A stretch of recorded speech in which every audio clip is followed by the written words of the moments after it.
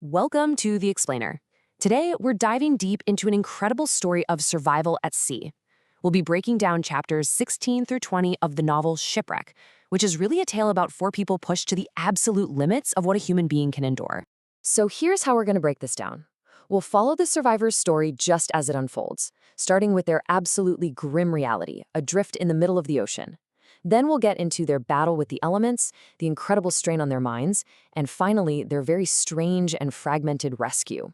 All right, so the story picks up with our four survivors. That's Luke, Charla, Will, and Ian. They're on this tiny makeshift raft, and they are completely, utterly alone, with nothing but the endless ocean stretching out in every single direction. And their reality? It's just grim. The raft is so ridiculously small, it can only hold 3 of them at a time. This forces them into this brutal routine where one person always has to be in the dangerous open water, just waiting for their turn to get back on board. To cope, they actually give this awful situation a name, the shark bait position. And, it's a chillingly accurate name for the 2-hour shifts each one of them had to take in the water. It just perfectly captures the constant state of fear they were living in.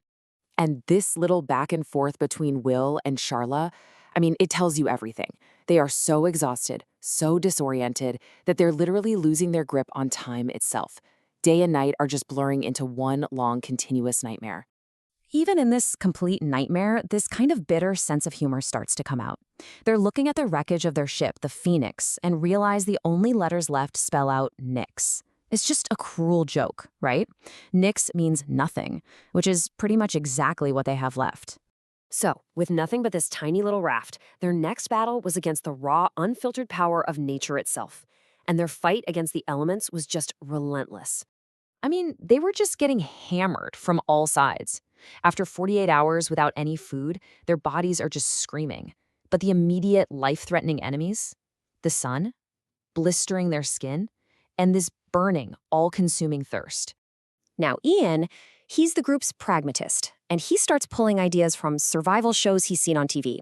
He rigs up a piece of sail for shade, uses a hat to try and collect any potential rainwater. They're clever ideas, but without any actual rain, they're just these desperate gestures against a totally indifferent sky. And then comes this moment that is just pure psychological torture. They watch rain falling just a quarter mile away. A lifeline, so close they can literally see it, but not a single drop reaches them. It's an absolutely crushing blow.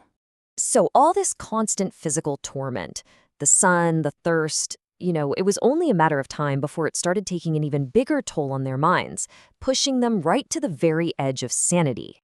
And this is where things get really dangerous. Will, completely delirious from thirst, does the one thing you're never supposed to do at sea. Luke actually catches him greedily swallowing ocean water, an act of pure desperation that could easily be a death sentence. Luke's warning is pure panic, and for good reason. He knows the truth. Drinking salt water doesn't help. It's a poison that just speeds up dehydration. But Will's mind has already snapped. He's hallucinating that rescuers are just sitting there in boats, watching them. But here's the thing. Will isn't the only one who's starting to lose it.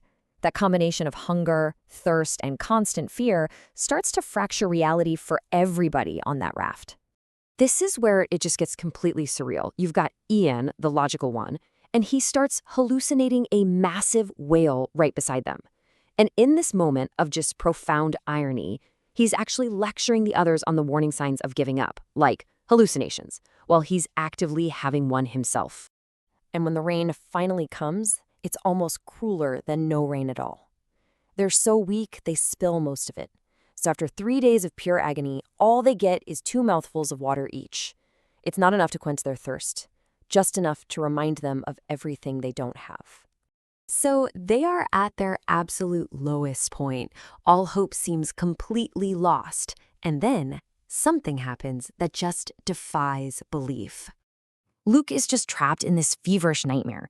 He thinks his friends are unconscious, maybe even dead, and he's sure he's next. And in that moment of final surrender, he sees it, a fin cutting through the water, coming right for them.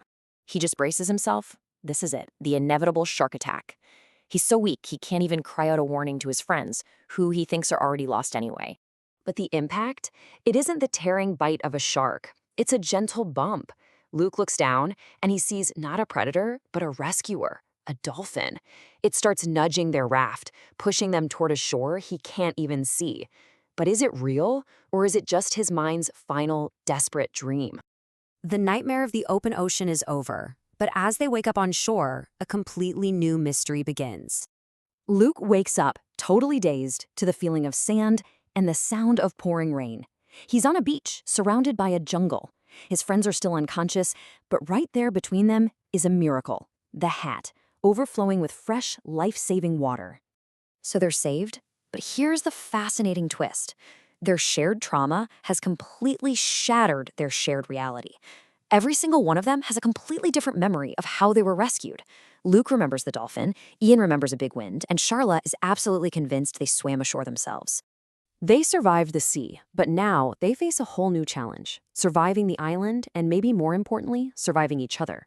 With their memories totally fractured and this new, unknown environment ahead of them, their ordeal is far from over. I mean, how can you build a future when you can't even agree on the miracle that just saved you?